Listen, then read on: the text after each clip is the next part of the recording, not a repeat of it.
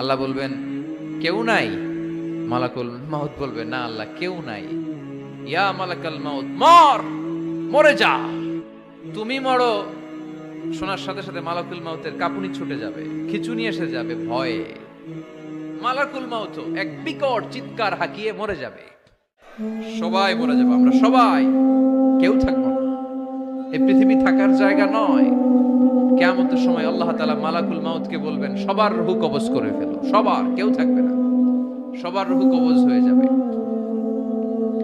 আল্লাহ মালাকুল মাউতকে বলবেন মালাকুল মাউত কি অবস্থা? বলবে সব শেষ। মাইয়াবকা, কে বাকি?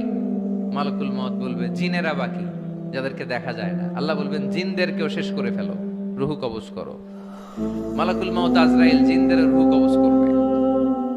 আল্লাহ এবার জিজ্ঞেস করবে ইয়া মালাকাল মাউত আখবিরনি মাইয়াবকা, এবার বলো আর কে বাকি?